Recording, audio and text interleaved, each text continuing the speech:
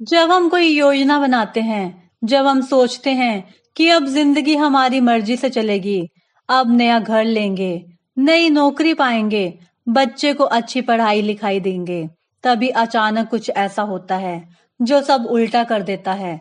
हम कहते हैं, क्या ये मेरी बदकिस्मती है? लेकिन नहीं, ये बदकिस्मती नहीं, केतु का रहस्य है। कहते हैं, मन प्रोपोजेस, भाग्य डिस्पोजेस। इंसान जब सोचता है अब सब सेट हो गया है, तभी जिंदगी कहती है रुक जा। और जिंदगी की इस इनविजिबल शक्ति का नाम है केतु। केतु का काम है तुम्हारे बनाए नक्शे को फाड़ देना।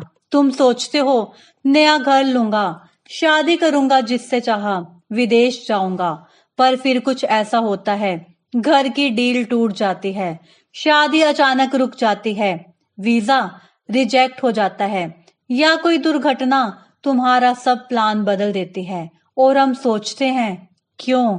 क्योंकि केतु तुम्हें वो नहीं देता जो तुम चाहते हो, वो तुम्हें वो देता है जो तुम्हारी आत्मा को चाहिए।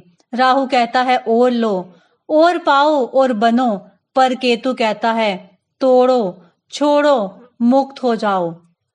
अगर राहु दुनिया की तरफ है तो केतु ईश्वर की तरफ है। इसलिए जब राहु हमें संसार में फंसाता है, तब केतु हमें छुड़ाता है, पर काट कर, तोड़ कर, अचानक। एक रियल स्टोरी सुनिए। एक महिला ने बहुत मेहनत से ईएमआई पर घर लिया। गृह प्रवेश से एक दिन पहले उनके पति को हार्ट अटैक आया और उनका सब कुछ रुक गया। पर उसी घटना के बाद वो महिला साधना की ओर मुड़ी और आज वो 1000 लोगों को ध्यान सिखाती है। यह था केतु का प्रवेश। केतु के आने के संकेत होते हैं। मन अचानक खाली हो जाता है। जिंदगी की सारी चीजें बेमतलब लगती हैं। गहरी नींद में कोई बुजुर्ग साधु दिखते हैं। इलेक्ट्रॉनिक्स बार बार खराब होते हैं। रिश्ते टूटने लगते हैं। केतु तब आता है जब तुम्हारी आत्मा अब किसी और गहराई की तलाश कर रही होती है, लेकिन तुम संसार में उलझे होते हो और केतु तुम्हें खींचता है। जैसे ही तुम कोई रिगिड प्लान बनाते हो, केतु उसे ऐसे तोड़ता है जैसे वो रेत का महल हो। केतु का फल किसी कर्म से नहीं मिलता, वो तो तब आता है जब तुम त्यागते हो।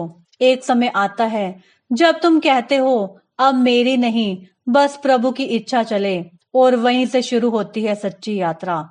एक संत ने कहा था, वो चीज जो तू पाना चाहता है उससे केतु तुझे बचा रहा है, क्योंकि तेरे अंदर उससे बड़ा कुछ जन्म लेने वाला है। केतु तुम्हें जमीन से जोड़ता है, पर फिर तुम्हें उड़ाता है, पर भीतर की ओर। वो तुम्हारा ईगो तोड़ता है ताकि तुम आत्मा बन सको।